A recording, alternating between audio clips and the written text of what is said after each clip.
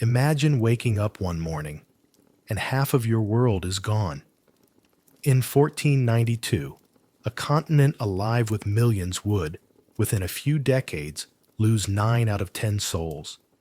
Not to armies, not to swords, but to invisible invaders, microbes riding the first currents of contact, and beliefs strong enough to unweave the meanings people lived by. Whole cities would fall quiet, languages would flicker, dawn would rise over empty roads. And yet, this story is not distant from you. Maybe your blood carries a line from those who stood on the deck of a Spanish caravel, salt drying on their faces as a new shore brightened the horizon. Or maybe, in the deep map of your body, there is someone who prayed in the shadow of Tenochtitlan's temples, who traded cacao and maize, who knew the rhythm of drum and market and rain. In modern America, it is common to be heir to both, the ones who arrived and the ones who were already home. Tonight, we will drift into one of the most dramatic passages in human history, the Conquest of the Americas. You will smell the smoke of burned altars and cook fires at dusk, hear armored boots ticking over stone and the hush of paddles on a lake at night. Feel the shock of horses on unfamiliar ground and the hush that follows a prophecy remembered. We'll move gently through first contact and fragile alliances, fear and faith, gold and hunger, and the tidal pull of fate that drew two hemispheres together. But before the battles and the reckonings, close your eyes and let the present loosen its grip. For a moment, breathe softly, in and out. Picture a coastline unmarked by foreign names, a sky without sails. The ocean is only water, the night is only night, and across the vast, unbroken dark, there is no Europe yet, only stars, and the steady, ancient sleep of a world about to stir. Before there were sails on the horizon, the continent breathed in its own steady rhythm. Night cooled the long spine of mountains, and morning slid like a pale ribbon along coastlines that had no foreign names. The New World was not new to itself. It had the warmth of cook fires and the hush of gardens, the pulse of markets, the slow hush of rivers turning in their beds. Breathe in, slowly, and out. Let your shoulders soften as we wander, quietly, through the living rooms of a hemisphere. Smell the evening corn, sweet and green as it roasts beside a hearth. Maize dough warms on wide stones.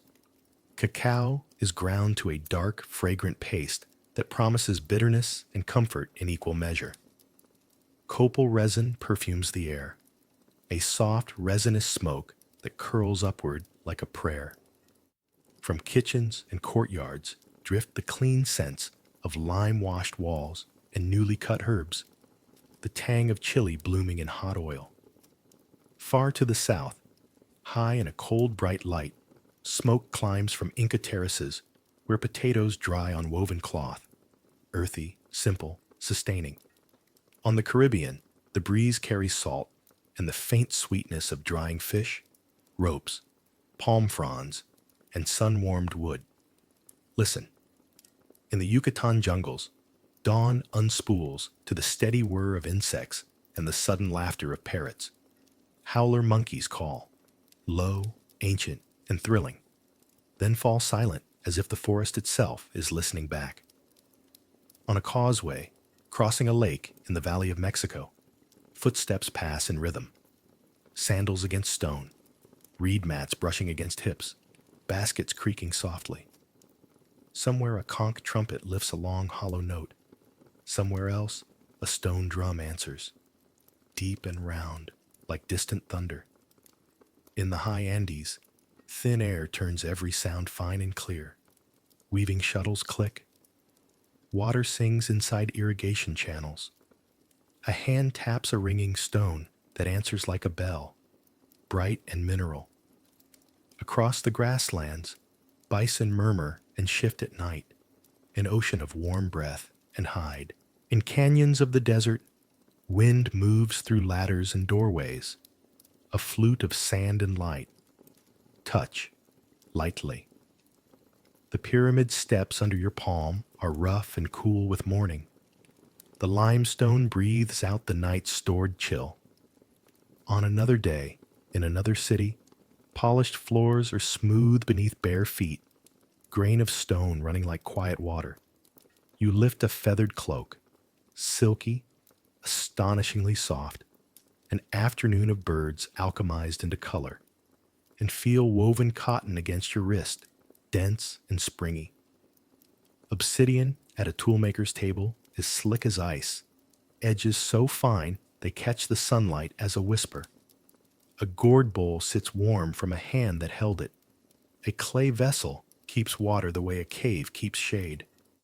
Everywhere, hands have smoothed, carved, mended, washed.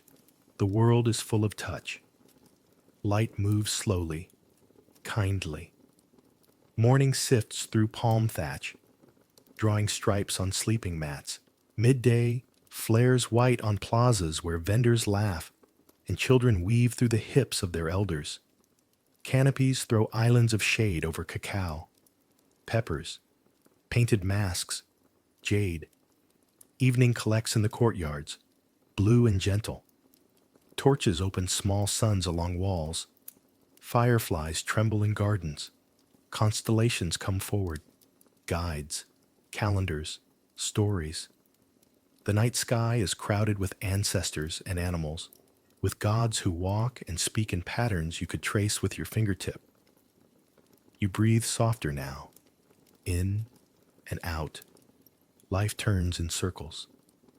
Field to market to home to field again, river to canal to lake to river. In the forest, milpa plots sleep and wake in long rotations. In the mountains, terraces climb and descend like measured song.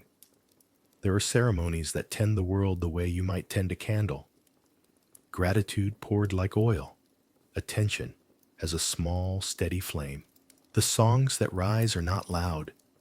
They are patient and rhythmic. The rasp of a rattle made of seeds.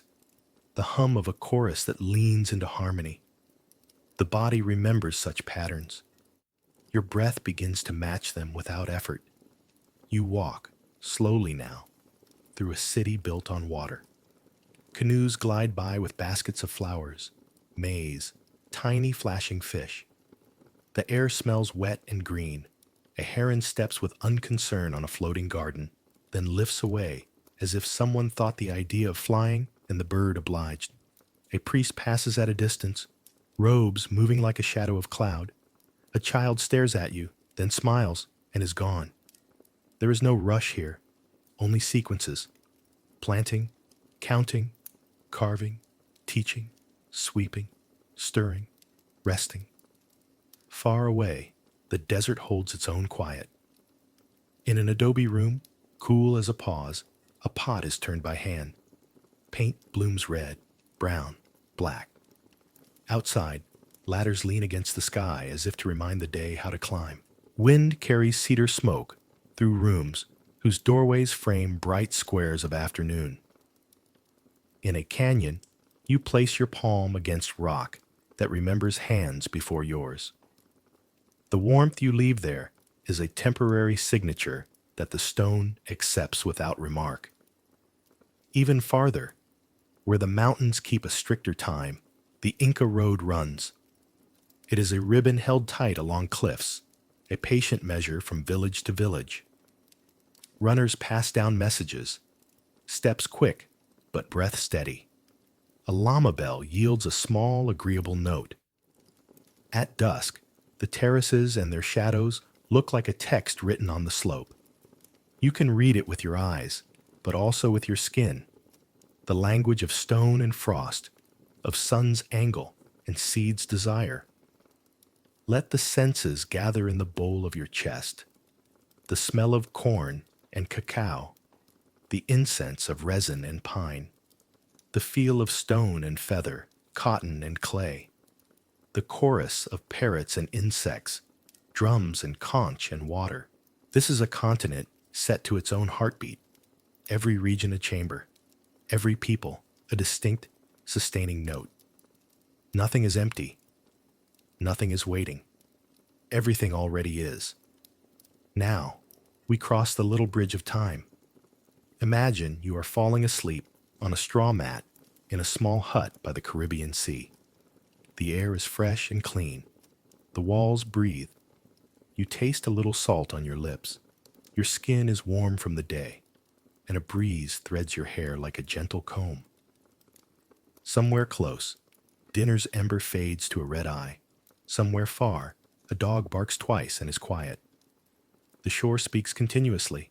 Wave, hush, like a hand that knows your shoulder. You do not know. How could you? That in a few days, 3 ships with pale, billowing sails will sketch themselves against that horizon. For now, there is only the soft cradle of night, the familiar smell of fish and palm and smoke, and the steady, timeless breath of the ocean, rising and falling, as your own breath settles to match it. He was 17. The spring, the lake turned to a mirror of omens. His name in our telling will be Ixtli, because eyes were what he trusted most.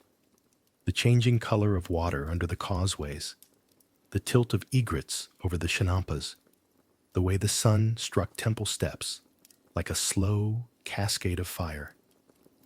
He woke before dawn to help his mother grind maize, his hands already remembering the weight of the stone, his breath rising in a small white ribbon in the cool of the courtyard.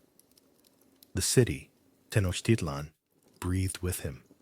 Canoes whispered along canals. Vendors set out baskets. Incense sketched thin blue lines that drifted up to meet the morning. Lately, there were stories.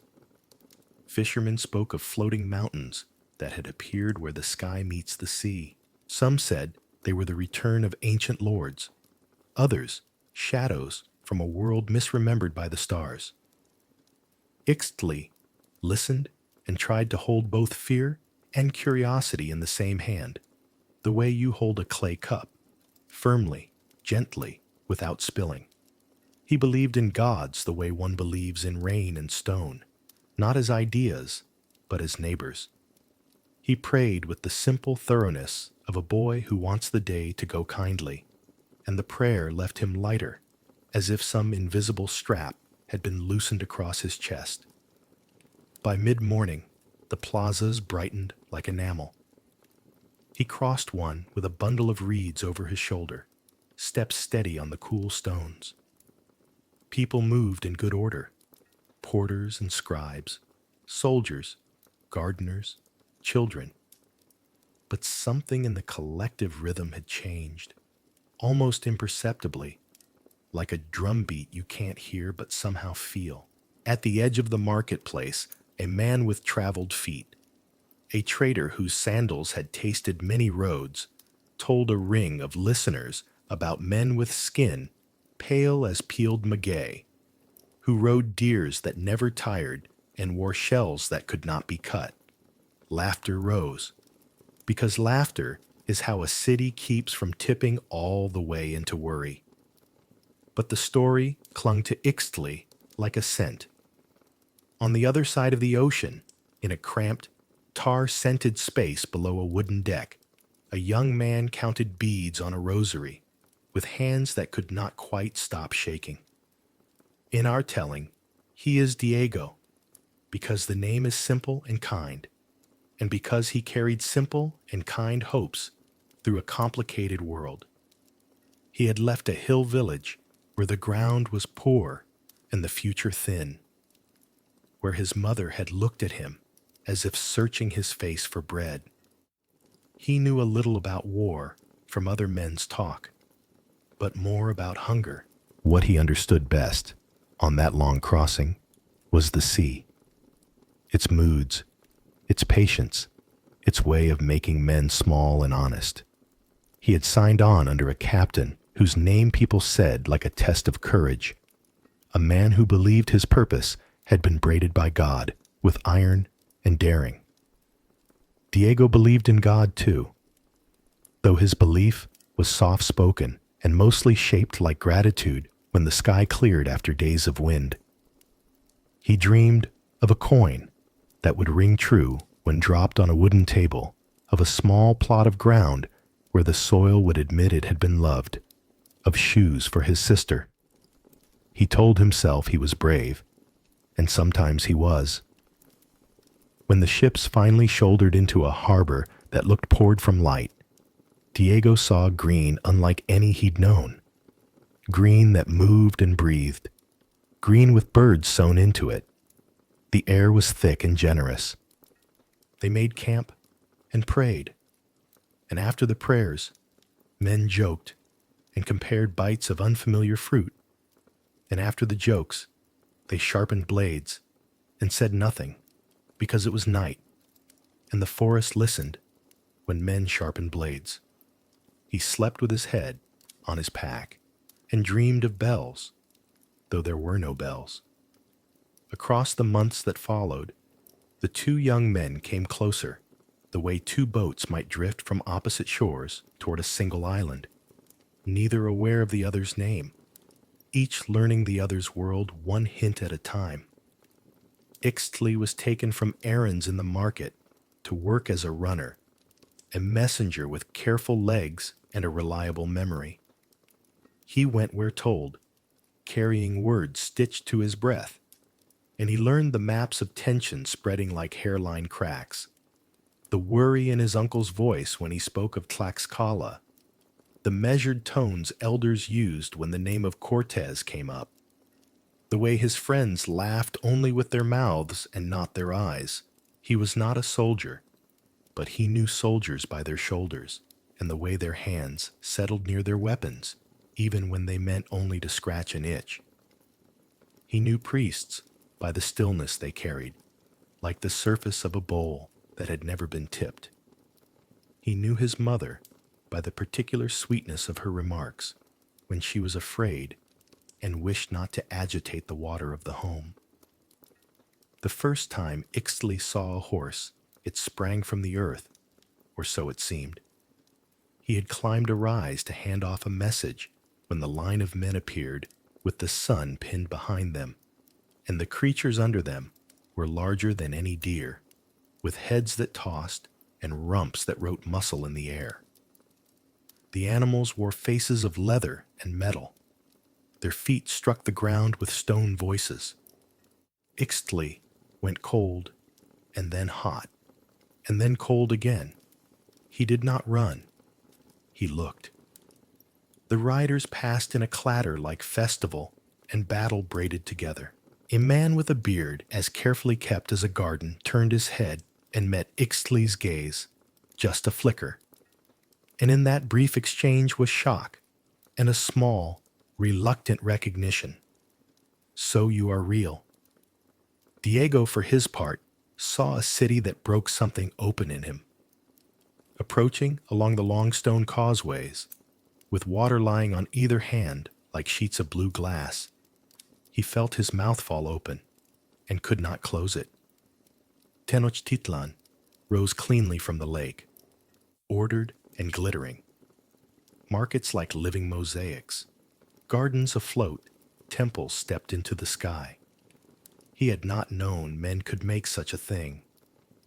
The stories he later tried to write home in his mind grew tangled and thin. He wished he could lift the whole view and set it before his mother like a bowl. On the far plaza, a procession moved, bright as a painted page, precise as a psalm. Diego's captain crossed himself. Diego followed, not because he was told to, but because he needed a place to put the feeling. At first, there was talk, which is to say, there was the human attempt to use breath as a bridge. Words came in layers, Nahuatl shaped by one mouth, mapped by another mind into Maya, turned again, delivered in Spanish, then reversed. A woman with deep eyes, Melinson, stood at the heart of this pattern, her voice steady, her expression like someone holding a lamp in a room filled with strangers. In the hush after each exchange, both sides measured, revised, hoped, and hid. Gifts were presented, smiles practiced, food shared. Diego tasted chocolate as dark as a promise and found it both bitter and good. Ixtli watched the gleam of iron and found it both beautiful and wrong. At night, both boys lay awake and watched their ceilings. The woven reeds above Ixtli, the stretched canvas above Diego, and each thought of fathers. Ixtli's father had been a canoe maker, the kind of man who could look at a tree and see the boat inside it. He had gone to the ancestors when Ixtli was 12, and the grief had arrived like weather, and then become, as grief often becomes, part of the climate. Diego's father had been a day laborer, with a laugh that made hard things lighter, a man whose shoulders had narrowed in poor years, and whose last winter had been too long. In the night, the boys asked questions the ceiling could not answer. What is asked of me? How do I stand up without falling over? The night asked them nothing back, which felt like kindness. Days thickened. The Spaniard's faith was a cross moved from place to place, set upright in the earth like a staff that insists on direction. The Mexica faith was a network of obligations and beauty that held the city the way threads hold a garment. Ixtli lived inside a practice of reciprocity, offerings for rain, rituals to keep the sun's path smooth, calendars tuned to maize and star. Diego lived inside a practice of confession and forgiveness, and the belief that great work had been placed in the hands of small men. Each boy believed not as a theory, but as a way of walking. When they passed near one another, one on an errand through a corridor, one guarding a doorway, they took each other in with a glance and did not resolve anything. There were small kindnesses. A soldier shared water with a porter whose burden had slipped. A market woman pressed fruit into a foreign hand because the hand reminded her of a child's she had once held. A boy like Ixtli, but younger, stared wide-eyed at the metal mirror suddenly laid upon a mat and laughed at the bright stranger face looking back. These moments were like doves in a storm, short flights of quiet. And yet, under the doves, a different current ran, pulling. When thunderbolts, the reports of firearms, echoed, the city learned a new kind of sound. The first time it came, people flinched as when a shelf falls and everything on it chooses the floor at once. Smoke stung the nose. Horses answered with nervous stamping and head tossing. Parrots startled up in a scatter of color. Diego hated the noise, not from fear alone, but because it seemed to him an ill-mannered way of speaking to a place like this. He reminded himself of orders and of the reasons men had stated to each other for being here: glory, gold, God, and also of the reasons none of them could say aloud, like the ache of being poor and the wish to be seen. For Ixtli, each new day asked him to hold two maps in mind, the one he had been taught since childhood, and the new one being sketched, hesitant line by these arrivals. He ran more messages now, and listened more carefully. He learned names he could not pronounce without effort. He rolled foreign words in his mouth until their corners softened. He watched Malintzon's face and wondered what it cost to be a bridge, to have to feel the weight of two shores. He also watched the horses, because he was 17, and horses were miracles, whether or not they were omens. One night, snooping near the stalls, when he should not have been near the stalls, he stood very still, while a gray mare lowered her large, intelligent head and breathed warm air into his hair. The mare smelled of hay and leather and something clean like river stones. Ixtli extended a cautious hand. The animal's muzzle was velvet, Its exhale was a long, calm sentence that ended in a gentle huff. He left, with his heart rearranged in a way he would not have known how to say. Diego noticed crumbs missing, and a horse softer than usual, and chose not to mention it. He had fed himself as a boy the same way, quietly, when food had to be asked from the world without waking anyone. Instead, he checked the animal's hooves and murmured to her with the easy tenderness of someone who had always spoken more freely to creatures than to men. The days turned like coins, one side bright, the other side worn. There were feasts that tasted of welcome, and days that tasted of iron. There were rumors of alliances and betrayals, of towns that opened their gates and towns that set their fields on fire rather than leave them to be taken. There were moments when it seemed possible that this could turn into a new arrangement, a braided rope strong enough to pull both sides forward. Then another rumor would arrive, and the rope would fray in the hand. We will not go fast here. Let the breath slow. The heart can listen better when not hurried. One afternoon, a procession moved across a plaza. Dancers in cloaks that caught the sun like water, musicians beating time with a rattle shake that fell exactly between heartbeat and footsteps. The city's smell was maize and water and human closeness. Diego watched from the edge with a feeling that was not quite envy, not quite longing, more like admiration resting its hands in its lap. The captain, at his side, was watchful as a hawk. Ixtli wove through the crowd, carrying a small wrapped bundle that was only a message, but felt, suddenly, like a beating thing. He glanced up and saw the cross again, stark and black against the sky. In his chest, a quiet question lifted its head. What happens when two ways of keeping the world alive meet in the same room? Night. A storm came without rain, wind, then stillness, then a scrape of cloud like a blade against glass, then more wind. Diego lay awake and listened to canvas straining and rigging whining on the ships moored not far from shore. He listened to men turn over in their sleep and mumble. He prayed not to be brave, but to be gentle, which surprised him, because it was not a soldier's prayer, and yet it seemed the right one. Somewhere else in that same night, Ixtli and his mother sat by a small fire.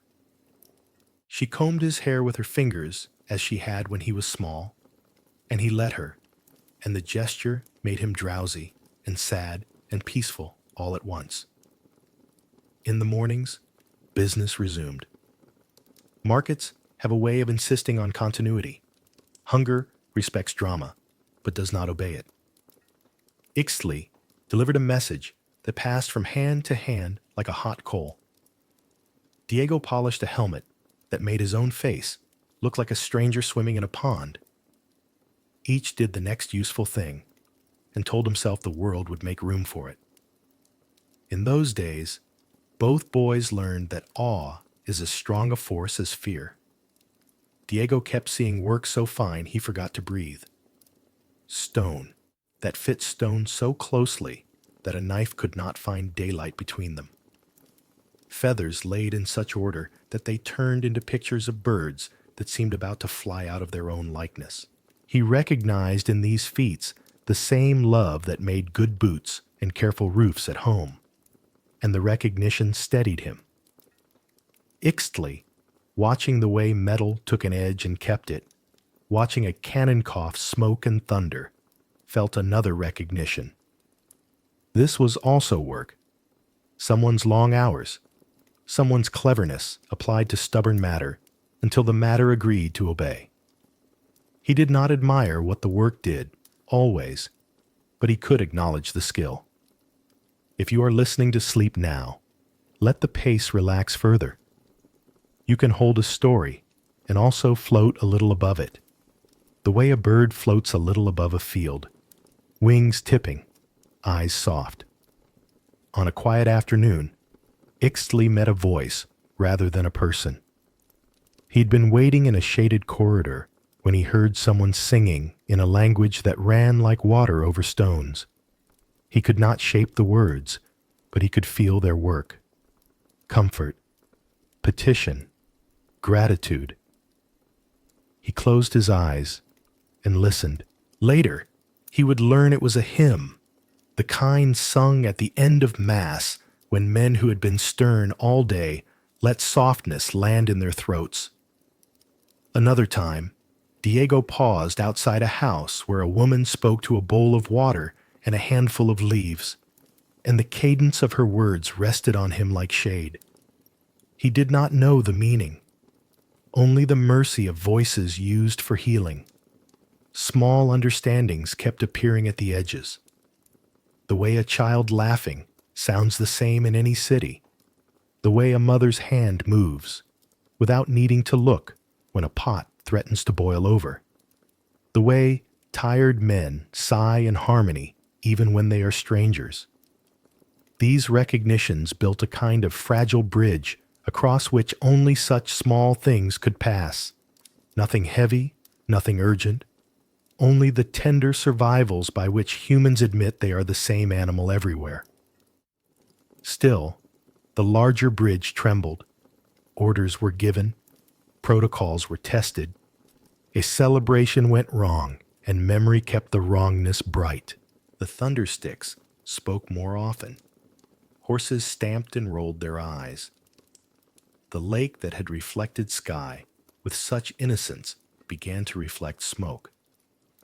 On an evening, just at the edge of rain, the two boys stopped within a few paces of each other. Ixtli carried a message tucked under his cloak. Diego carried that rosary, his fingers moving over the beads as if checking the count of the bones in his own hand. Neither spoke. It was not a moment of reckoning, only a moment of being two young creatures in a complicated place, their breath visible in the same air. They looked, and in the looking there was a pairing, not friendship, not understanding, but an index, 1 and 1. In that instant, each saw the other's youth. Beneath armor and woven cloth were ribs still finishing their last growth, shoulders that had not yet settled into their final shape. What do boys owe to history? It is not a question boys can answer. It is a question history tries to. Later, by separate fires, they remembered the same details. The smell of wet stone, the way the light pooled at the base of a wall, the thin silver line of a distant canoe. They remembered, too, the quiet way the other's eyes held their gaze without boasting. It was a small thing, but small things can be seeds. Sleep knows this, and so does dawn. As the city moved toward days that would be named and retold, Ixtli held tighter to the tasks that reminded him who he was.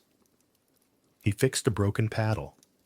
He helped a neighbor's child find a lost toy in a tangle of reeds. He washed his hands carefully before setting out food for his mother. He spoke the names of gods with the precision of someone opening a door for a guest and meaning the welcome. Diego mended a strap for a man who had barked at him earlier. He gave a coin to someone with a cough. He kissed the small wooden cross he wore and felt foolish for kissing it, and then stubbornly kissed it again. He told himself that dignity could be practiced, even when the world felt undignified. The moon changed shape and then changed back. Drums spoke and fell silent. Vendors sang lists of goods that sounded like poems. Decisions were made elsewhere that would put both boys into corridors where noise would rise and dust would hang in sunlight and men would shout words that could not be unsaid. But for now, your breath can be easy. For now, they are just two lives moving forward along their separate paths, held in a city that still floats, that still shines, that still thinks of itself as permanent because all cities do, until they remember they are made of people and time. If you feel your body soften, let it. If you need to shift, shift, and then settle again. There will be more to tell. The alliances tightened like knots.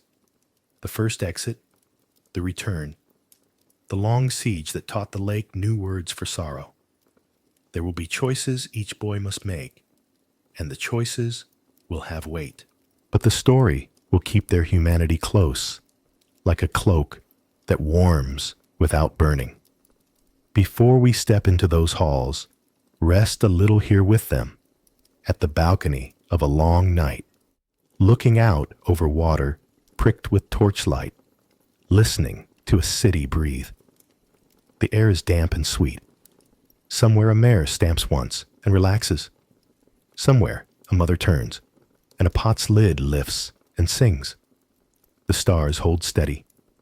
The drums, for a few more minutes, are quiet. To understand what happens when two worlds touch, it helps to sit quietly inside each one and feel the habits that make a day. We won't hurry.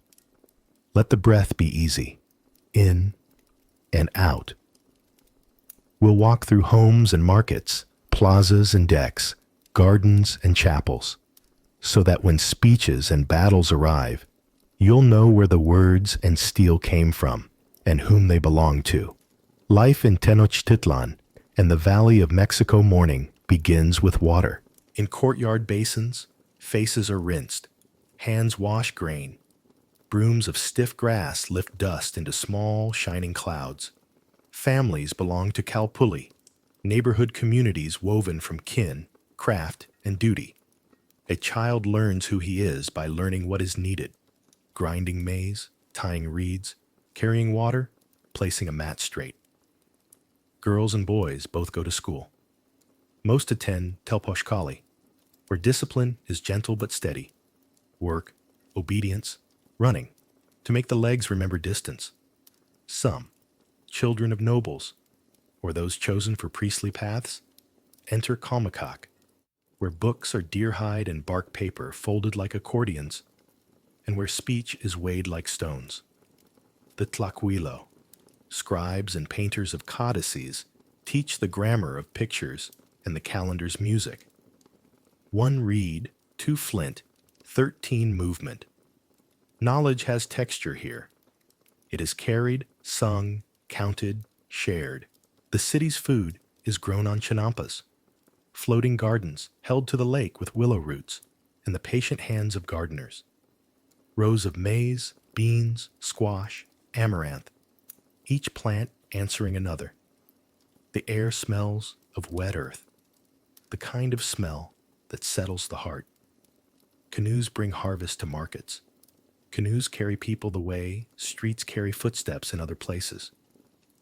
You can drift for an hour and see, in sequence, flowers, herons, boys fishing with lines of horsehair, and a priest standing very still, as if listening to the water answer a prayer.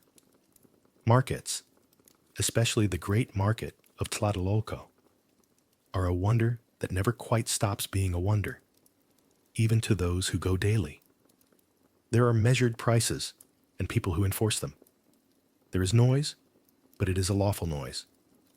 You can buy salt, obsidian blades, baskets, cotton cloaks, rubber balls, copper bells, painted masks, hunting dogs, live birds, sweet fruit, and the little brown beans of cacao that serve as money and drink both. Judges sit in a shaded place and settle quarrels. Traders called poshteka arrive with stories folded into their packs, their sandals thin from long roads. They are merchants, yes, but also messengers, map makers of rumor and risk, whose knowledge of distant towns is another kind of wealth. Home is a courtyard with a hearth. Meals are tortillas warm from the comal, beans, chili, sometimes fish or turkey, always something shared. The temazcal, a steam bath, draws out the day's fatigue. Elders tutor the body in how to be new again. Families are not soft, but they are tender. Gossip travels. Jokes travel faster. Children play at Olamalistli, the ball game, imagining themselves in courts where stone rings wait for a perfect arc of rubber to pass like a planet through a gate. Order has a shape. At the top stands the Tlatoani, the speaker, a king who is also a caretaker of the sun's obligations. Nobles, Pipiltin, manage estates, courts, and ritual duties. Commoners, Macahualton, farm, build, weave, trade. Their work is the city's breath. There are specialists, the feather workers whose mosaics turn light into creatures that almost move. Metal workers coaxing copper to ring and gleam. Stone cutters whose hands know what a block of andesite wants to be. There are also those who serve as slaves, usually by debt or punishment, not as a birthright, still people with rights that a judge will defend if called upon. The army is both a profession and a road to honor. Young men train, join Jaguar and Eagle companies if they prove themselves, earn cotton armor, wooden shields, obsidian-edged makuahuitl. Courage is measured, but so is restraint. Boasting is bad taste. Ritual ties the whole to the stars. Festivals follow the calendar's two interlocking wheels. There are dances that rehearse the making of the world, offerings that balance accounts with rain and soil, songs that invite gods to walk through the city and check the houses in order. Some rites are difficult to look at with modern eyes. They can be spoken of with respect and care. Sacrifice here is not cruelty performed for its own sake, but a grave exchange inside a cosmos where sun and maize and human breath are bound by reciprocity. Not everyone agrees on everything. No culture is a monolith. But the common understanding is that beauty and duty keep the world turning together. You can feel the aesthetics of cleanliness and order everywhere. Swept streets, white lime on walls, flowers trained to climb in pleasing ways, language that avoids the blunt edge of speaking too directly. To be well brought up is to be elegant in conduct, to rise before the sun, to keep words measured, to give thanks, to accept correction without heat, to remember your ancestors kindly, but not let pride borrow tomorrow. At dusk, the city glows. Torches wake along precinct walls. Water shines like silk. Drums call and answer across distance with a dignity that calms even those who are not invited. On rooftops, families lean close and share the day's small victories. Sleep arrives as another ritual.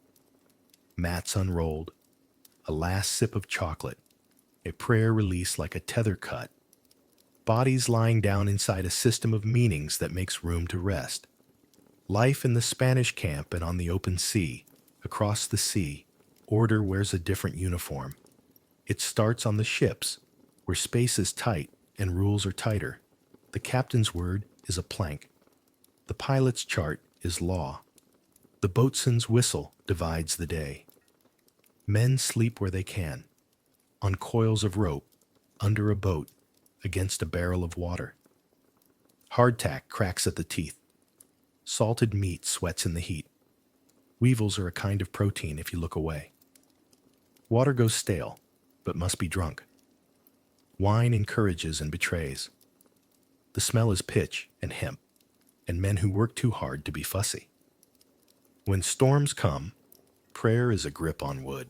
When calms come, men learn how long an hour can be. They drill with crossbows and arquebuses, polish helmets, oil sword blades so they do not brown into hunger. Cavalry equipment is a puzzle of straps and buckles. The care of a horse in this climate becomes a daily liturgy.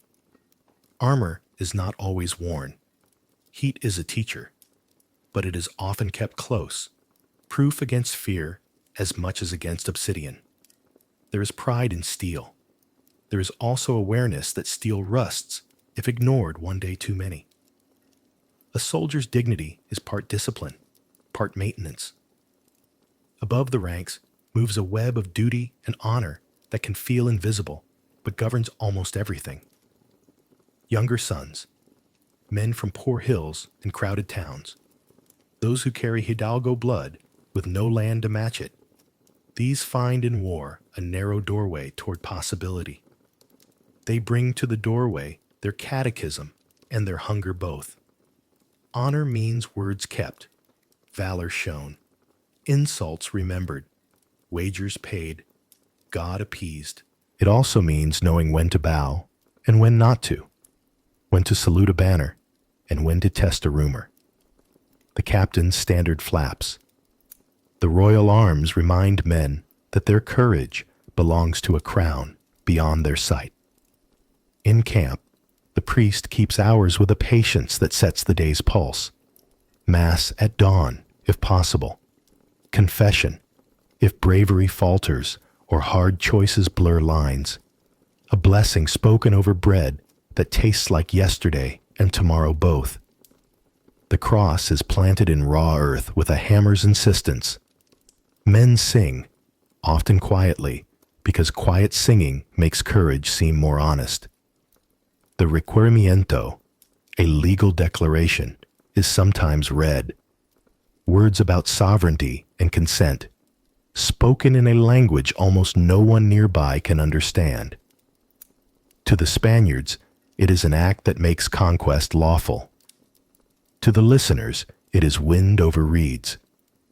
The difference between intention and reception opens like a seam that later events will pull wider. The Spanish world is layered with paper. Letters to a king who will never meet their authors. Accounts of gold and gifts. Testimony that proves what was seen and who did what. There is always a notary, his quill like a small sword against forgetfulness. Men argue about shares and promises.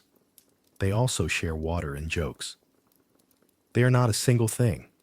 No army is. Some are cruel and eager for it. Some are weary and try to be decent. Many are both on different days.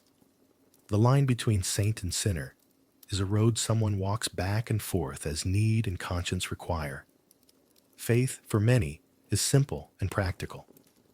They ask the Virgin for protection the way a child asks a mother, and leave candles when the sea allows them to dock near a chapel. They confess because relief feels good and sleep comes easier.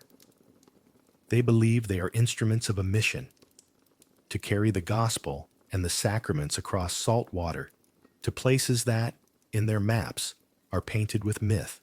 Some feel this mission as tenderness, some as triumph, most as a duty that, and helps to steady a shaking hand. When worlds meet, the first meetings are often acts of hosting and guessing. Gifts travel between camps and palaces. Cotton cloaks, feather mosaics that look like captive rainbows, food arranged on leaves like altars, and, moving the other way, glass beads, iron knives, bells, horses and dogs, images of saints. Each side reads the other through its own grammar.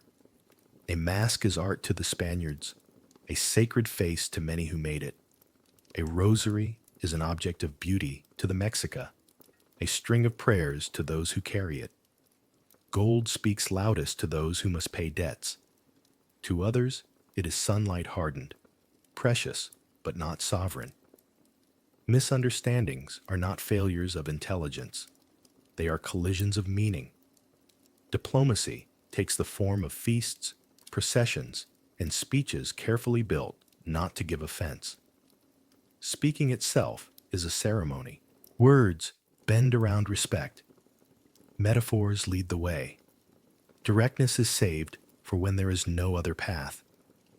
The Spaniards sometimes hear evasion where there is actually elegance. The Mexica sometimes hear boast where there is only foreign bluntness. Visible power, plazas full, warriors ranked, banners lifted, reassures those who expect power to be seen. Invisible power, alliances with neighboring cities, obligations owed, resentment stored, moves underneath like a current only locals can feel. Into this space steps a woman with many names: Malintzin, Doña Marina, La Melange. She is a mind of high fidelity and a voice that can carry two worlds at once. Sold, traded, given, and then recognized for her ability, she becomes the living rope across a river. At first she speaks Nahuatl to Maya, and a shipwrecked Spaniard, Aguilar, turns Maya into Spanish. The chain is long, but it holds. Later, her Spanish quickens, and the bridge shortens. Imagine her sitting straight-backed on a woven mat, listening as a speech like a staircase rises. Careful greetings, ancestral names, metaphors opened like boxes, warnings wrapped in velvet. She must find equivalents, not just words.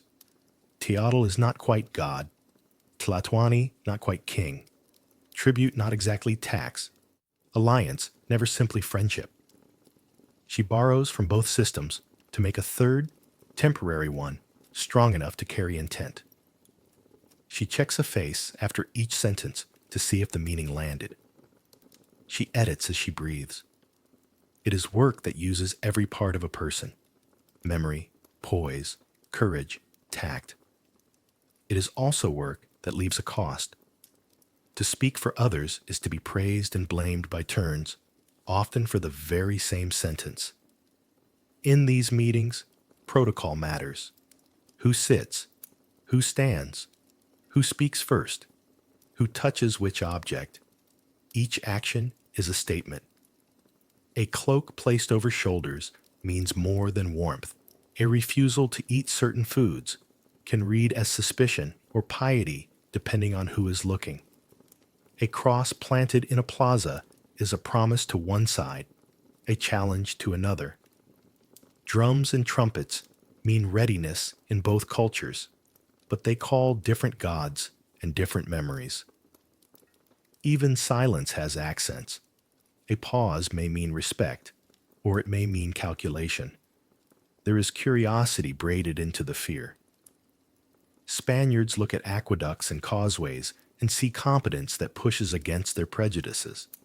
They adjust. Mexica look at steel and horses and gunpowder and see tools that must have lineages somewhere. They set their minds to learn. Children, always, are the most honest ambassadors. They touch a beard and laugh. They pet a dog with delight. They ask for more of the sweet that came in someone's pouch. Women trade recipes and cloth, test each other's needles, exchange looks that say, without words, you work as I work. But the meeting also unearths old resentments. Towns that paid tribute resent the collector. Rivals consider whether a new ally might reorder the balance. The Spaniards become a movable lever. Tlaxcala and others decide they would rather hitch their cart to strange horses than keep pulling the old load. Some regret that later, some do not. People are not chess pieces. They are households with needs. Choices are made at night over mats and stew, over the cough of a grandfather and the worry of a mother counting tortillas against the number of children. The law moves with both sides. In Tenochtitlan, judges hold court and expect decorum. In the Spanish camp, a notary writes even when mud threatens the ink. Oaths are sworn, tokens exchanged. Each system believes itself fair. Each has blind spots. Both punish theft. Both abhor cowardice. Both reward loyalty. The vocabulary differs. The costumes differ. The punishments differ. But the moral edges are not as alien as the languages sometimes make them seem. There is also health and its management. In the valley, herbs are classified with a memory older than any book. Steam baths and massage and prayers to patron powers keep bodies from collapsing under long days. In the camp, bleeding and poultices and saints' relics stand alongside a sailor's set of remedies. Stay dry. Keep wounds clean. Avoid the wrong water. Hope. Healers meet informally. One asks for a leaf, another offers a salve. They cannot sign treaties, but they create small, quiet agreements of practice that cross more easily than borders. At the edges of the plazas, art looks at art. Feather workers and smiths peer at a gilded chalice. Spaniards stare at a turquoise serpent piece that seems almost to breathe. A mason runs a hand over a joint between stones, then over a welded seam, admiring the rightness of both. If you stand here long enough, you can feel craft recognizing itself across the cultural gap, like two mirrors catching each other's light. Meanwhile, the soldiers and warriors watch. Eyes trace formations the way a harpist's fingers trace strings. Spaniards note the discipline of ranks, the order of banners, the strong arms behind wooden shields.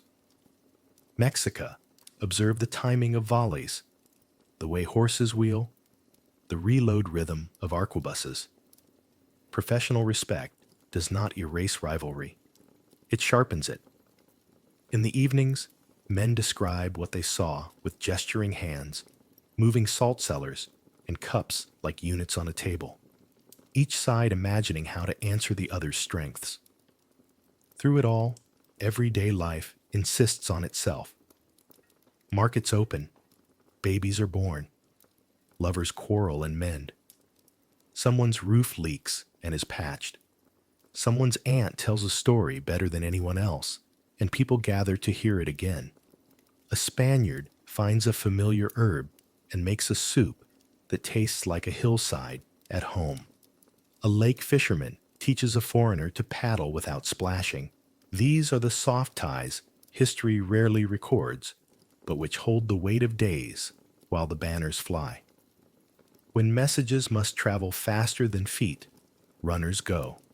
And when meaning must leap higher than fear, Malintzin speaks. She chooses metaphors with care. If a Spaniard says king, she may say speaker, but also describe the net of obligations that make the speaker's voice heavy. If a Mexican noble says, "We keep the sun," she may explain to men who keep the mass what it means to keep the sun. How offering is not mere spectacle, but maintenance. She edits out insults that would burn needlessly. She preserves the non-negotiables with a firm tone. Her face is steady. Her body is still. Only her eyes move, quick as swallows. And there are limits, not of intelligence, but of possibility. Some ideas cannot meet halfway. A world organized by reciprocal offerings does not accept, easily, the idea that one offering, once and for all, ends all offerings forever. A world that holds the cross as a singular rescue does not accept, easily, that many gods can be honored without rivalry. This does not mean people cannot respect each other. It means the roots are sunk in different subsoil. You can graft branches. You cannot move mountains in a season. So the meetings broaden into alliances and tests. Scouts carry news of roads and wells. Emissaries carry food and words. Gifts start to include maps made of speech. Go here, avoid there. This town is proud. That one careful. This causeway floods at night.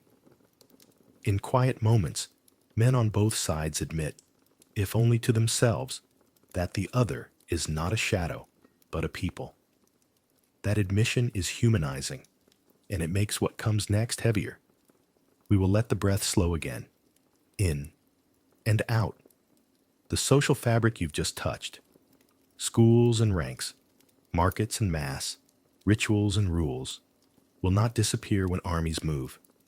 It will stretch, tear, mend, and in many places remain, stubborn as roots. When the siege comes, and the roads break, and the lake learns the taste of ash, families will try to carry their order forward. A broom used even when the floor is dust.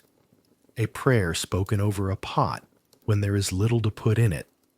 a soldier polishing his blade because cleanliness is a kind of hope. The Spaniard will still line up his beads at night. The Mexican mother will still smooth a mat. Between them stands the translator with many names, still choosing words. Between them lie the misunderstandings that have already taken shape. Yet there is, even now, a middle ground. Thin, fragile, where people learn each other's small decencies. How to receive a gift, how to hand back a borrowed tool, how to greet an elder, how to look away when looking would shame someone. The big engines of history will roll on, but these gestures, quiet and accumulative, keep souls from splintering. We rest here for a moment, on the rim of a greater noise. You can hear markets closing, drums measured, a bell from a makeshift chapel, the low talk of guards changing posts, the scratch of a notary's quill, the whisper of water against a canoe. The night gathers everything with the patience of a long braid. Breathe softly. The story will go on, but it will carry with it, like a hidden pocket, the homes you visited, the rules you felt. Whatever breaks, people will try to remain people. And that, more than any banner or sword, is what gives this history its human light. Settle in. We'll keep the pace unhurried, the light low. Think of this as laying out a long, quiet map across your lap, a map of centuries, and tracing, with a fingertip, the roads that brought two hemispheres to the same doorway. We'll pause where the path bends, at the first contacts across the Atlantic, at the campaign that ended with Tenochtitlan's fall, at the long shadow of illness and upheaval that followed, and, at the end, at the lessons the night itself seems to suggest when we listen carefully. 1492. First sightings, first misreadings. In the autumn of 1492, after weeks of water and prayer and quarrel, sails ripened against a Caribbean sky. The ships anchored, and men with salt-dried hands went ashore to a world that did not think of itself as new. There were greetings, puzzled and generous. Gifts were exchanged, parrots and beads, fruit and bells. Each side saw what the other brought and tried to fit it into the drawers of their own furniture of meaning. A cross was planted and read as a blessing by those who planted it. The same cross looked, to others, like an unfamiliar gesture that might yet turn kind or dangerous. The first contact was not a battle, but a conversation with a strong wind in it. Names began to move like weather. Islands were renamed. Pens made quick work of old words. Stories darted home across the sea and were pinned to maps like butterflies to a board. Bright, flattened, sometimes beautiful, sometimes false. On both shores, people tried to understand what this meant. For some sailors, it meant chance and glory. For their employers, profit and empire. For many islanders, first curiosity, then worry, then the slow unspooling of a different kind of time. With contact came a traffic no one had voted on. Plants, animals, metals, ideas, microbes, maize, potatoes, tomatoes, cacao, tobacco, and more began their long journeys toward kitchens that would one day call them indispensable. Horses, cattle, pigs, wheat, and iron stepped off the ships and started to rearrange landscapes and appetites. This exchange would change the world's diet and economics, its weeds and its wedding feasts. But in the soft lining of this exchange hid passengers invisible to the eye. Smallpox, measles, influenza, carried in breath and touch. They had no flags. They asked no permission. They made themselves at home in bodies that had never met them before. At first, the arrivals were episodic. A ship here, a settlement there, a quarrel, a treaty, a rumor of gold. The Caribbean became a classroom, where Europeans learned how to survive in climates that melted armor and exhausted patience, and where island peoples learned how to read strangers who came with dogs, oaths, paper, steel, and a fierce confidence that heaven watched from above and approved. In those early years, what might have remained local began to gather momentum. Men took notes not only on rivers and reefs, but on how to move armies and arguments through this new geography. The ocean, which had once been a wide blue sentence ending with a period, became a comma. Ships kept appearing after that comma, carrying pilots who learned, storm by storm, to make the crossing predictable enough to plan for. A corridor opened between hemispheres, and through it, slowly at first, then ceaselessly, came goods, soldiers, settlers, friars, enslaved Africans in terrible chains, letters, laws, diseases, hopes. 1519 to 1521. The road to Tenochtitlan. Years later, when the name Hernán Cortés began to be said in the markets of the Gulf Coast, it carried with it all the lessons of those island years: how to bargain and threaten, how to set up camp, how to write the kind of letter that convinced a faraway king to keep believing in a man he'd never met. The road inland was not a straight line. It was a braid. Alliances knotted, then tightened. Betrayals promised, then delivered. Faith professed, then tested. Fortunes flaring and fading like torchlight in wind. The procession toward the lake cities was both wondrous and ominous. Horses struck the ground like living riddles. Steel flashed, banners lifted.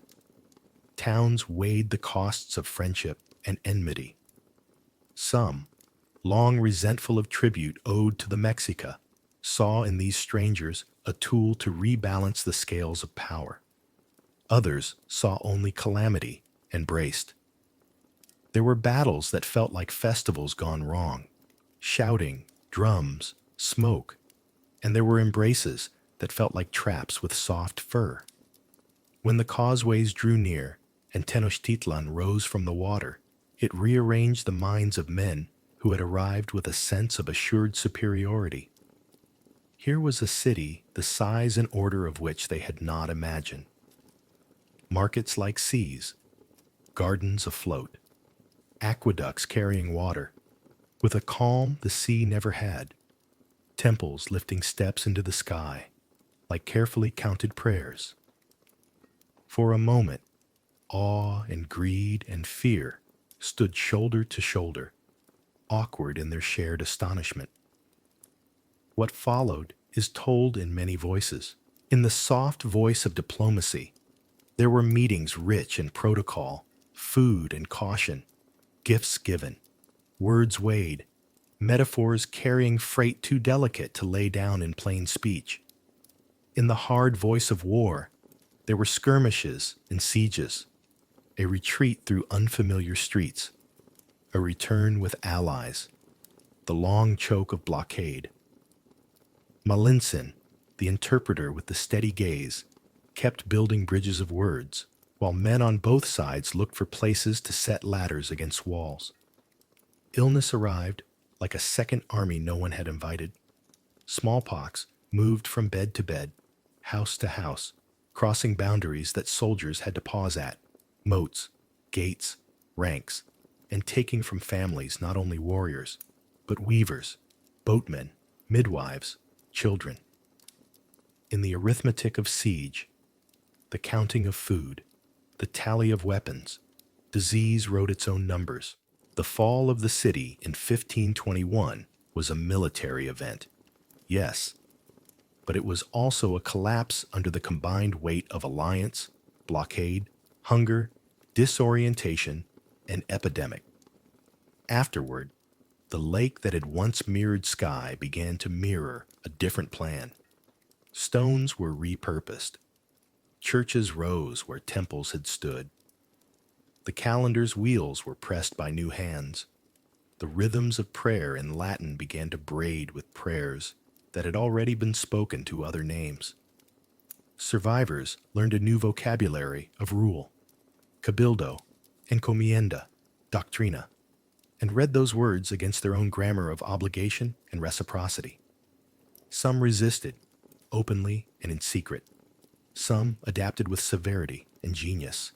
Many did both, one after the other, as circumstances demanded. Beyond the valley, wider conquests, wider grief.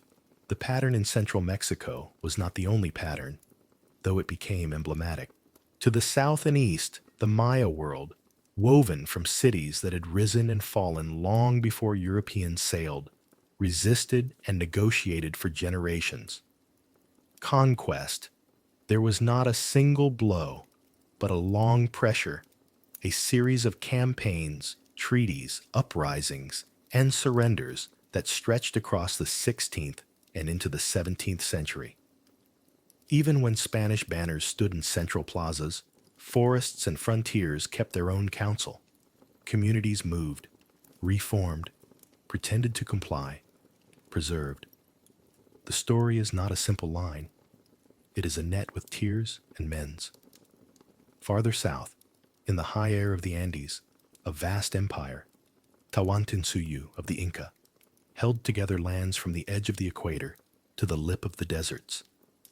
Roads like disciplined thoughts ran along mountainsides. Storehouses like patient savings accounts balanced lean years. Quipu strings knotted numbers where ink would have run. When Spaniards arrived in the 1530s, they stepped into an empire already strained by succession struggles and war. A meeting between strangers quickly became something else. An ambush, a capture, a ransom measured in rooms filled with precious metal, an execution that sent a tremor through the Andean world.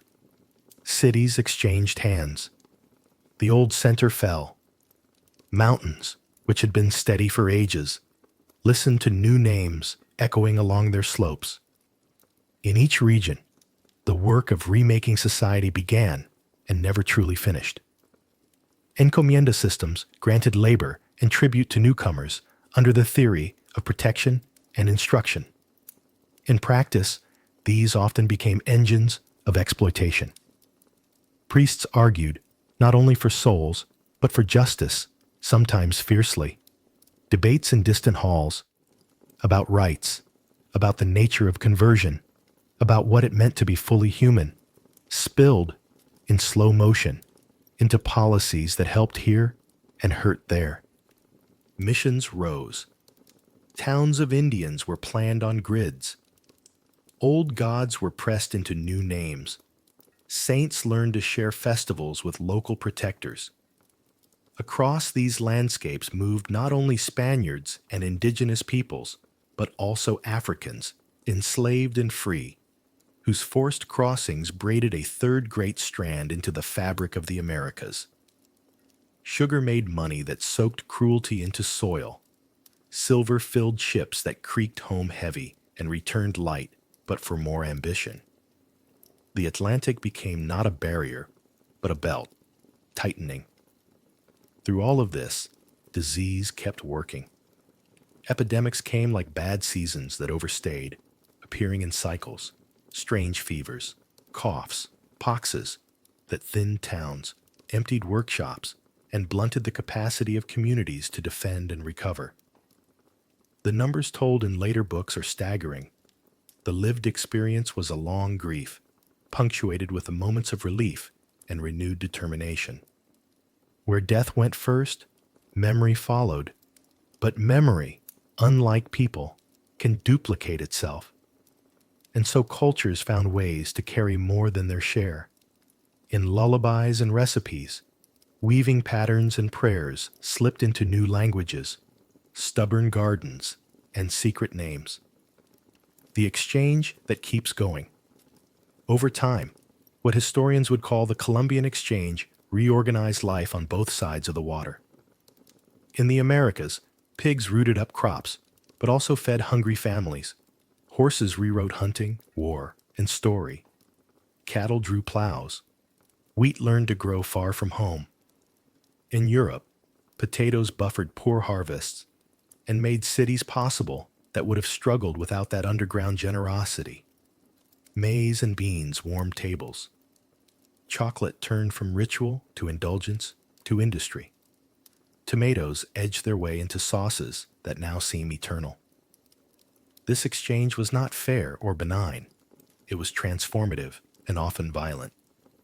But it did what exchanges do. It remade the ordinary. Breakfast changed, so did borders. Religions met, and for all their declarations of absolutes, blended in practice. Crosses carved in church beams hid flowers that had always belonged to other gods. Statues wore cloaks whose patterns remembered old protectors. Prayers learned new harmonies. Some conversions were sincere and radiant. Some were strategic. Some were forced and left scars that only heal slowly. 1,000 local arrangements multiplied, each as specific as a family argument, each with its own mixture of loss and invention. Law and language traveled too. Spanish and Portuguese learned to carry maize and mountains in their syllables. Nahuatl gave words to the conquerors' dictionaries. Quechua and Aymara, Maya tongues and dozens more, survived in valleys and kitchens, markets and songs. Codes of conduct and contracts were hammered out by practice. What could be demanded? What must be negotiated? Where a judge could be found who might listen fairly? The very idea of race evolved under these sons and statutes. Another legacy, heavy and enduring, whose lines still shadow modern lives. Lessons for the waking world. What does this long night of history say to us now? Lying quietly with one hand across the chest, listening for a lesson gentle enough for sleep and strong enough for morning. First, that a meeting of worlds is never only a meeting of armies. It is a meeting of homes. When we say conquest, we often imagine banners and charges. But the true, daily weight falls in kitchens and courtyards, in the ways people eat and pray, bury and marry, teach and mend. Policy writes itself into bread before it writes itself into monuments. If you wish to know whether a change is merciful, look at the table, the clinic, the school, at the young and the old. Second, that misunderstanding is not a sin, but a condition.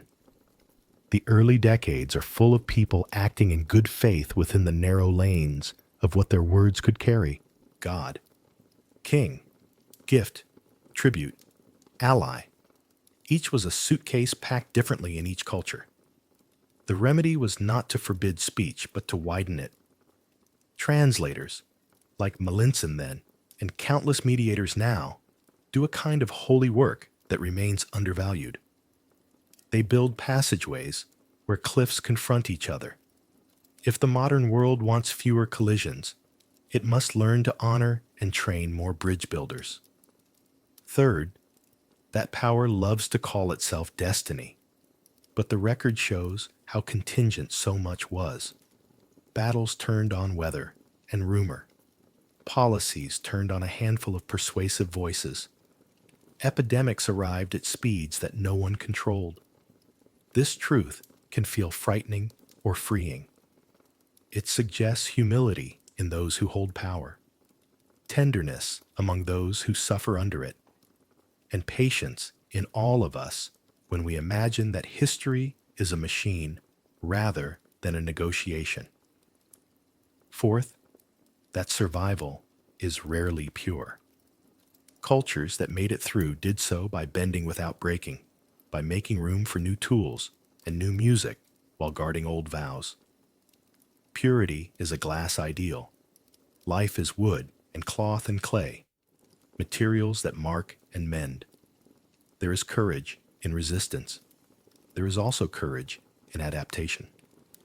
The descendants of those knights carry both kinds in their bones. Fifth, that the costs were vast and unevenly borne. To speak of new beginnings without naming catastrophes would be to step over bodies to reach a festival. To speak only of catastrophe would be to ignore gardens replanted and languages whispered to children so that mourning would still have a mother tongue. A grown-up memory can hold both truths: sorrow that does not curdle into hatred, gratitude that does not bleach out critique. Finally, that meeting can be a catastrophe and also the start of a new story. The Americas today, North and South, islands, and isthmuses are made from that collision. Indigenous endurance, European and African arrivals, and impositions, Asian migrations later, layers upon layers, recipes upon recipes, songs upon songs. To live here now is to be kin to survival and mixture. This recognition does not settle debates. It deepens them. It asks us to build a future alert to harm and skilled at healing, quick to honor what was here first, and honest about what arrived later and stayed. Breathe slowly. The lakes are quiet now. The causeways are streets. The old stones have learned new prayers and kept some of the old ones hidden like seeds. If you listen, you can still hear a market season murmur in the noise of a modern city. You can taste the long exchange in a simple meal. You can feel in your own family the strange, ordinary miracle of worlds braided together. The map on your lap is long, but your eyelids are heavier. History will keep breathing whether you watch or not. Let the lessons tuck themselves in alongside you. That bridges matter. That words need care. That people survive by holding fast and by yielding wisely. That memory can be soft and exact at once. We will carry these into the next part of the night, the escalation and the quiet that follows, moving gently, step by step, across the centuries' dark water toward a morning that always, somehow, finds its way. The lake withdraws from the city by inches, not because the water leaves, but because hunger thins everything that once felt near. Canoes tie up and do not go out. Smoke rises from fewer hearths. Footsteps slow on the causeways where centuries stand, with eyes that have forgotten how to blink. The siege does not announce itself all at once. It arrives like a season you hoped would pass you by, and then it does not pass. Ixtli carries fewer messages now, because there are fewer messages to carry. What remains are errands that do not need words: hauling water, finding wood, looking after a neighbor's child while the mother joins a line for maize that does not arrive. Hunger changes sound. Conversations contain more pauses, not for politeness, but for the small effort of summoning breath. In the plazas, the drums speak less often and softer, like elders who will not waste the voices left to them. He rubs the curve of a stone bowl and feels how much his hands still remember, even when his stomach forgets. On the other side of the barricades, Diego's days turn into a handful of tasks that repeat: guard the causeway, carry powder, mend a strap, bring a bucket to a horse whose ribs have begun to sketch themselves too clearly. The camp has its own shortages, its own fevers. Men cough, mutter, dream of kitchens that lie on the other side of an ocean and a childhood. He prays brief prayers, not noble ones, mostly ordinary requests for steadiness and for the heart not to harden. He has learned the names of winds here, the way they taste of salt and smoke together. He has learned that the lake keeps secrets you can hear if you keep still. Allies come and go like weather. Some towns send canoes with men whose faces close when they pass certain streets. Some stay home, exhausted by their own sums. Tlaxcalans stand in ranks that Diego has come to respect, steady men who are not his, whose reasons for standing are not his reasons, and yet shoulder touches shoulder, and the line holds because holding is what lines do when there is no better choice. Inside the city, Ixtli's mother hides a small pouch of cacao beans that could be taken as money, but feel, in the hand, like a memory of celebration. For later, she says, meaning, for a day we have not met yet, for a taste that says we are still ourselves. Ixtli nods. Later becomes a word the family strokes like a talisman. The nights turn longer than the days, even when the sun insists on the usual numbers. Skirmishes flare like small storms at the edges. Water thickens with ash some mornings. Other mornings, it is only water, and that feels like a festival. People count gifts they did not notice when they were everywhere. A cool corner of shade, a pot that does not crack, a child who sleeps. The city's faith moves through the streets with its own calm. Offerings are smaller but more precise. Songs drop, some flourishes, and keep the pulse. Elders speak not about victory, but about keeping the world in balance, even if the scale tips in someone else's hand. Ixtli goes with his uncle to carry fresh flowers to a familiar threshold and learns how heavy flowers can be when the body is light. He is 17 still, but siege time has its own math. From the causeways, Diego watches the cause he was told he served, and the place he has come to admire twist around each other like vines. He knows men who speak only of gold and others who speak only of God. Most speak of both, with a weariness that somehow does not cancel belief. He hears scripture read in a tired voice, the words simple enough to sit down beside a man and keep him company. Sometimes he looks beyond the cross to the city and feels a quiet sorrow he cannot address out loud. The betrayals are not always treasons. Often they are calculations made in rooms with empty baskets. A neighborhood that has kept its posts for weeks folds, and people say they knew it would happen, and also that they are surprised. A leader disappears. A mother does not. The lake holds its face, smooth, as if someone had asked it to keep everyone's secrets at once. When the fighting tightens, sound becomes the weather. Arquebuses cough their bad thunder. Stones answer with a more honest crack. Arrows write quick lines of thought. Drums insist on rhythm. Smoke does a slow dance in courtyards. Horses wheel, tire, sink to their knees, and rise again, because that is what they have been trained to do. Diego's mare, gray, with that considerate eye, breathes hard into his sleeve between volleys. He whispers to her the foolish, steadying things men say to animals and children.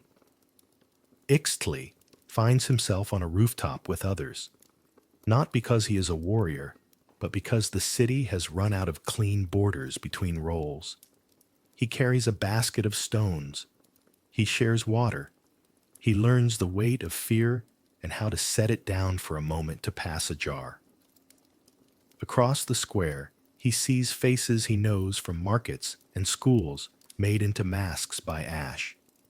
When he catches a breath that is not filled with smoke, he notices birds still crossing the sky, as if nothing were happening. The sight is cruel and consoling at the same time. Hunger sharpens cruelty, but it also sharpens decency.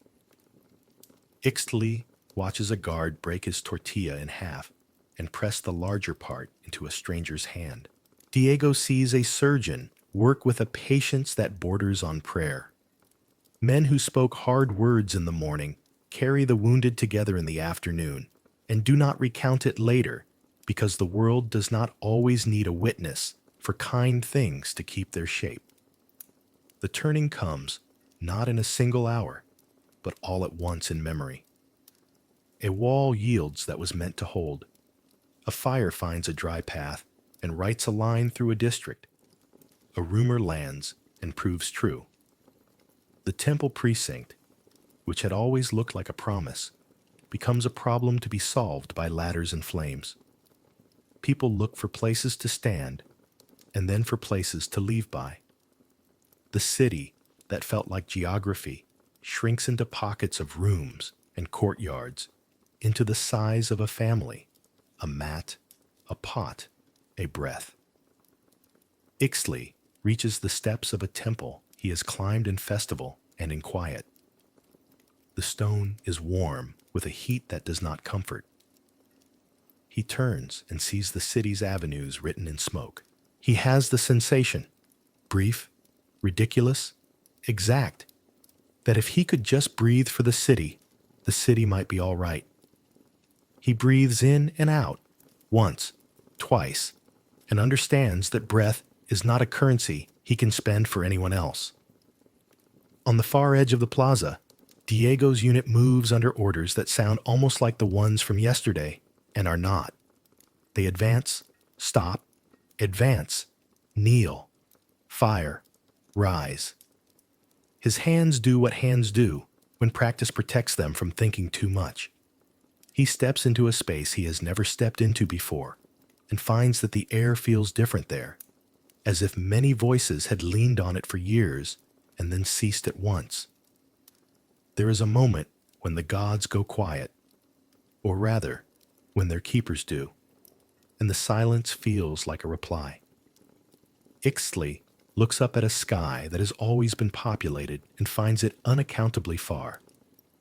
He hears, at the same time, a group of Spaniards lift a cross, and the priest's voice reading words that claim to end all sacrifices with one.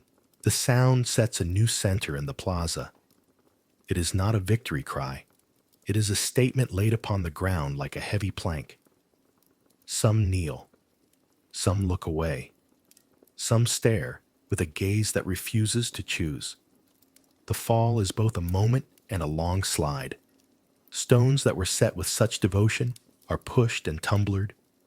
Idols that were bathed and clothed are toppled and hidden or broken. People move with bundles that seem too light to contain what they are meant to save. Tears happen, but not loudly. Rage flares and is pulled back because the body is too tired to sustain it. In the confusion, small acts of grace still find their way. A child lifted, a path cleared, a lost elder guided. Night comes early on the day the city ceases to be itself. Torches make islands of seeing. The fighting runs down, not because anyone calls a halt, but because muscle and will run out. Smoke, at last, lifts enough for stars to read their own instructions again. The lake, faithful to the moon, even in siege, wrinkles toward shore as always. Afterward has its own weather. Dust tries to settle and is disturbed by boots and bare feet. Voices lower. Orders are spoken and then repeated for ears that hear but are too tired to understand. It rains a little, and the smell that rises from the stones is a smell Ixtli will remember for the rest of his life. Warm mineral, ash, damp lime, and something sweet that cannot be named. He thinks, with a clarity that surprises him, this too will become an old story. The thought does not comfort him, but it gives the moment a frame he can touch. The new order begins not with trumpets, but with lists and lines. A notary sits under a makeshift awning and writes names of places and people, and beside each name he makes a mark that means something will be expected there. Men measure, estimate, plan a grid over a memory. A cross is set where a shrine stood. A barracks rises from stones that once lined a processional way.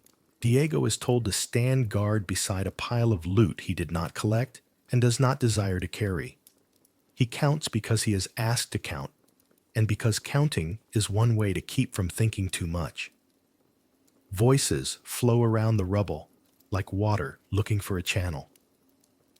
In a room that once smelled of copal, a priest opens a book and reads softly from a gospel about hunger and mercy.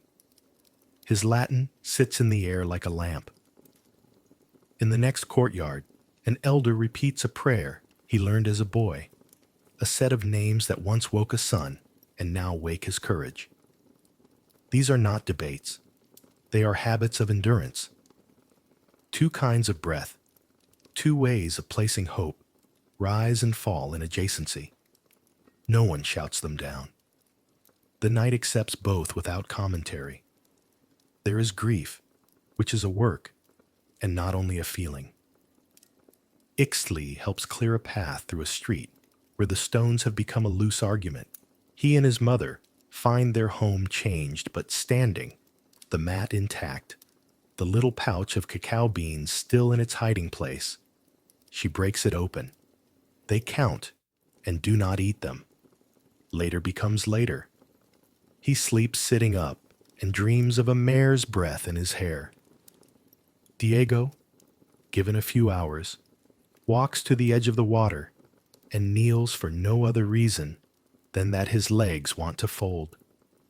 He thinks he should pray and finds that what he can manage is gratitude for the fact that the wind is cool. He does not feel triumphant. He feels like a man who has been standing too long. A Tlaxcalan soldier comes and stands beside him. Neither speaks. The lake makes its small answer to the moon. In the days that follow, instruction begins. Priests and friars enter with bundles of images and careful words. Some people listen, some do not. Some pretend to, and keep other fires alive. Labor begins. Stones are moved, beams raised, new pathways made across ground that keeps telling the story of what it used to be. Markets open in a new place. Prices settle themselves with the stubborn practicality markets always have. Babies arrive. A wedding is whispered. A burial is carried with a dignity that asks no one's permission. You can hear scripture and old prayer in the same hour if you stand in the right doorway. The Bible is read with an accent of fatigue and sincerity. The ancient names are spoken softly so as not to invite punishment, and also because grief lowers voices. Both sets of syllables look for a future that will let them continue. In kitchens, chocolate is prepared again at last, thin and precious. Bread that has crossed an ocean makes its way into hands that learn it quickly. In workshops, iron meets obsidian, feather meets gold leaf. A new grammar of materials begins to take shape, not from theory, but from use. The city is a ruin, and yet it is also a seedbed. The last day of the old order cannot help being the first day of something else. Ixtli finds work carrying water for men who build where he once danced. He dislikes it and does it well. In the evening, he teaches his small cousin a song that counts steps and stars. Diego writes a short letter he may never be able to send. A letter that says, with as much honesty as he can afford, that he saw a city made of water and light, and that it is now another kind of city, also real, and that he does not know what God thinks of any of it, but he hopes God is kinder than men. Breathe in. Breathe out. The transition to quiet is not a switch. It is a slope. Noise lessens. Commands grow fewer. Even crows, those professional witnesses, cease their commentary. Night has a way of making room. Ixtli and his mother sit in their courtyard, such as it is, and she hums a tune that does not belong to any calendar but her own. He feels, unexpectedly, sleepy, as if sleep were a visitor who had forgiven a long absence. Diego, off duty, lies on his back and watches the sky. He counts the slow passage of a cloud and finds that the counting makes his body heavy in a way that feels like mercy. A bell rings somewhere. One slow note. In another street, a rattle shakes once and stops. Two worlds breathe in the same city. The lake takes the moon's path into itself again. The cross stands. The old stair stands beneath new feet. The stars stand above both, impartial and attentive.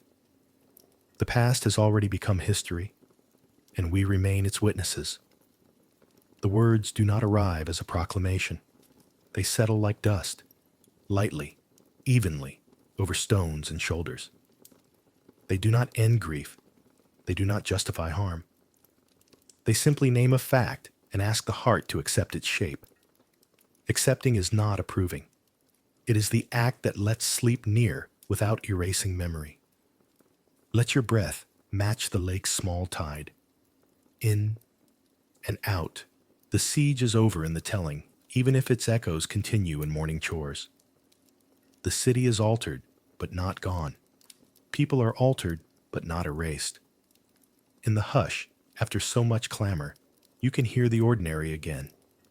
Footsteps, a ladle, a child's question, the scratch of a quill, the soft clink of a cup.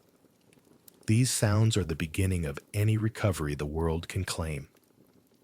We will carry this calm into the next stretch of night, where reflection replaces alarm, where the body remembers heaviness as a kindness, and where the mind, tired and grateful, steps back from the edges. The story will keep. The witnesses may rest. Let the body settle.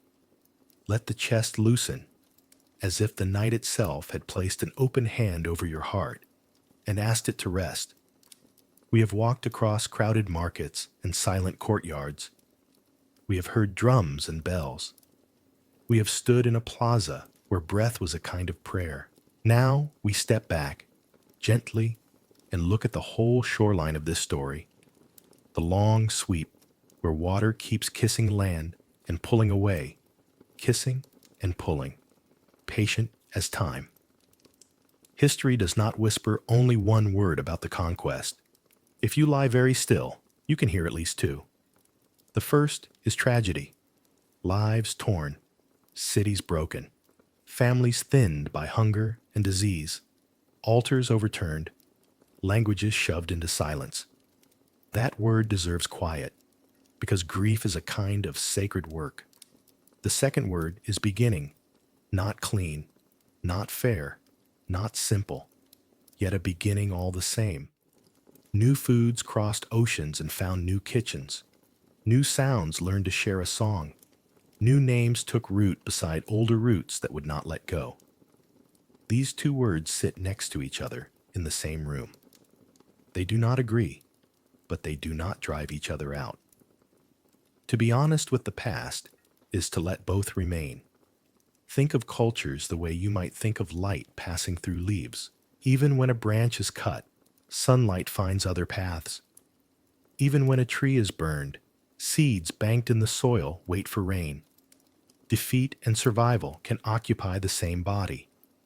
That is not a contradiction. It is a law of living things. The people who endured stitched memory into everyday acts, a recipe remembered without a book, a pattern woven into a cloak where only the attentive will see it, a child given a name that carries a river forward, languages bent and did not break, prayers learned to answer to more than one name. Even when an empire falls, culture often changes tense rather than ending, from we are to we remain. Now please bring one thought to the surface, slowly, like drawing a cup of water from a well. You live inside this story. It is not a distant page. It is a room you walk through every day without noticing the paint.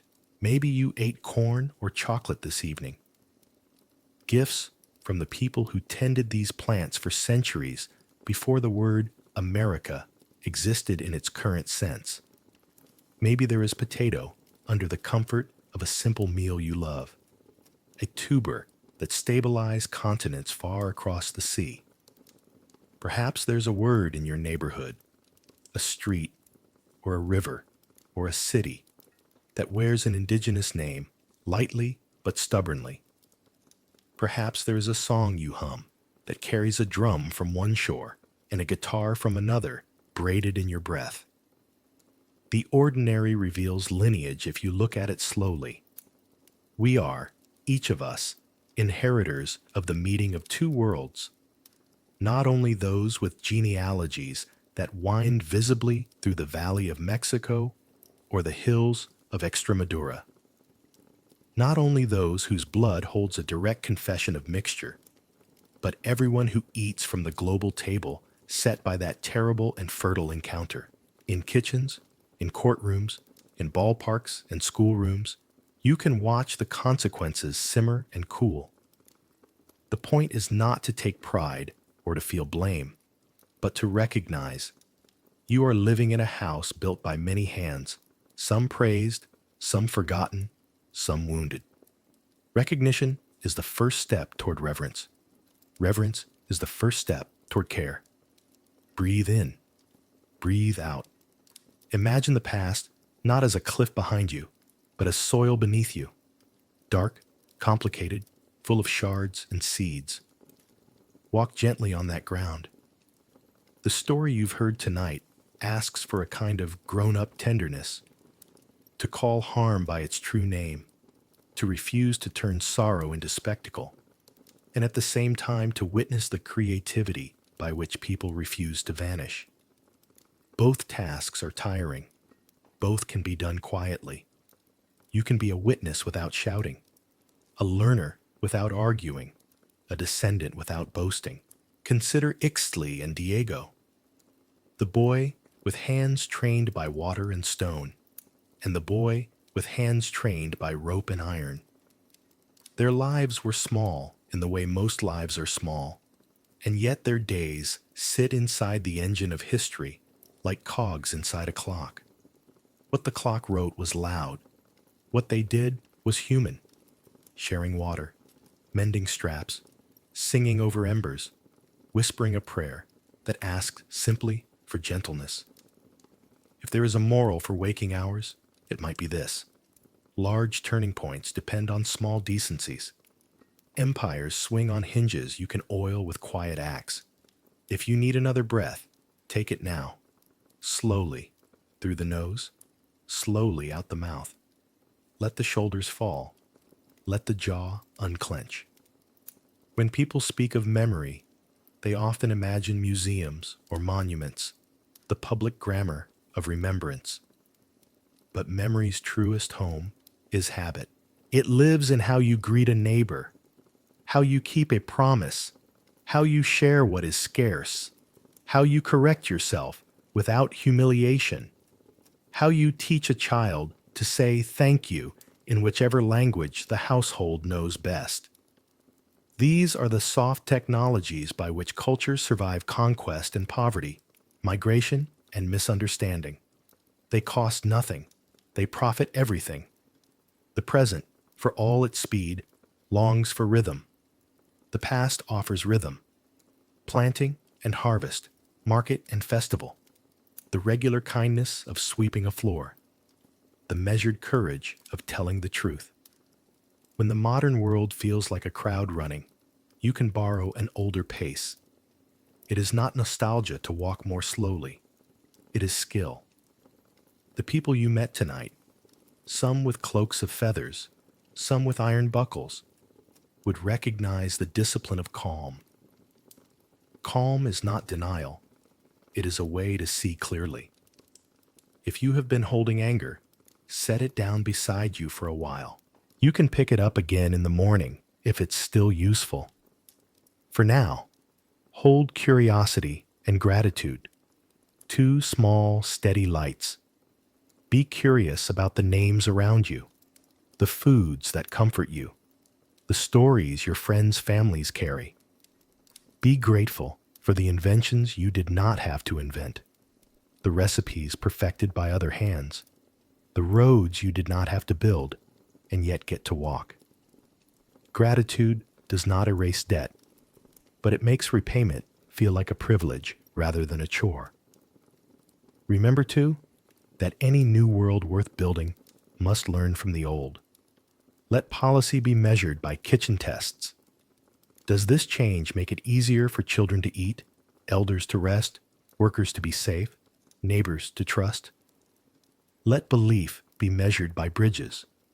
Does this conviction help us speak across difference without injury? The first meetings of the 16th century had too few trained bridge builders. We can do better by training translators of every kind: linguistic, cultural, emotional. Melanchthon's work is not over. It has simply changed tools. Now, let the room you are in become a small boat. The floor is water. The ceiling is sky. The past is a shoreline you can still see, but you are not rowing hard. The boat moves on the strength of the tide. Your breath is the tide, in and out, in and out. With each breath, the oars lift and fall, and the boat slides. Maybe you will dream of a market where maize stands in golden rows and copper bells wink in the sun. Maybe you will dream of a chapel where a candle feathers a soft light against a wooden cross. Maybe you will dream of a garden afloat, of a road sketched along a mountain, of a horse's warm breath in your hair. These are not orders from the past. They are gifts from it. Quiet reminders that the human world, for all its injury, remains full of things that soothe and restore. And as the boat glides, bring your mind to a single, simple truth. The world you wake into has been braided from many strands. As the waves of the ocean merge, so do the destinies of peoples intertwine. The meeting of worlds is never finished. It is happening now in classrooms and kitchens, at borders and weddings, in songs and sentences. If you can be kind there, if you can be firm and kind, you help the braid hold. We will close with a soft blessing, nothing ornate, just a wish placed like a blanket. May your sleep receive you gently. May the names of those who came before you sit warm in your chest. May tomorrow find you a little slower to assume, a little quicker to understand. May you taste, in ordinary things, the long generosity of others. Corn, chocolate, bread, beans, and remember to be generous in return. The shoreline is dimming. The water is steady. History steps back, on tiptoe, willing to keep watch while you rest. The story has not ended. It has simply changed to a key the body knows. Low, warm, sustaining. Let the last thoughts loosen like knots after a long day. Let the breath continue its quiet work. Let the oars rise and fall without effort. The night is wide. The stars are exact and indifferent, which is another way of saying they are fair. And history, so loud by day, now moves softly into sleep, leaving us in the hush that follows truth. The past has become story. We remain its witnesses. Rest now. Let the last lights dim. Let the body find its easiest shape. Listen, the ocean keeps its patient rhythm. Wave, hush, wave, hush, as if the water had learned your breathing and agreed to match it. In and out. Everything is calm. In and out. Everything is calm. Return to the shore where the night began. 3 ships were only clouds once. Now they are gone. What remains is the sound of the tide, the soft sand under a straw mat, and the slow cradle of water holding the coast in its arms. Wave, hush, wave, hush, in and out. Everything is calm. The ruins are quiet now. Stones cooled by moonlight, stairways that remember footsteps and keep their memories kindly. Between one pillar and the next, only the small talk of insects. Even the wind walks softly here. Feel that wind, warm and easy, moving across your cheeks, combing your hair like a careful hand. It carries the faintest scents. Corn roasted at dusk, a thread of incense, clean lake water. Familiar, harmless, gentle. In and out. Everything is calm. Count a little if you like. 4. The air arrives. 3. The chest opens. 2. The shoulders loosen. 1. The body is heavy in a good way. Wave, hush, wave, hush. Across the lake, torchlight fades to embers. Markets have folded into sleep. Drums have set down their sticks. A horse in a distant stall settles, exhaling a warm, steady breath. A soft answer to the dark. You are safe here. Nothing urgent asks for you. The story will keep its watch. You can let go. In and out. Everything is calm. Let the jaw unclench. Let the hands uncurl. Let the eyes drift closed a little more and a little more. If thoughts come, let them pass like canoes on night water, sliding by without wake. If a feeling rises, greet it like a traveler at a gate. Offer it a cup of quiet and let it move along. Wave, hush, wave, hush. Above, the stars keep their exact places. Below, the earth keeps its steady turning. Between them, you, breathing, floating, loosening, in and out. Everything is calm. The ruins rest. The ocean breathes. The warm wind carries the last of the day away. And now, a soft blessing to close your eyes. May your sleep be as quiet as the night above ancient pyramids. May your dreams be shaded by gardens on the water and roads along the mountains. May your breath keep the ocean's rhythm. Wave, hush, wave, hush. Rest, gently, deeply, peacefully. History watches over you.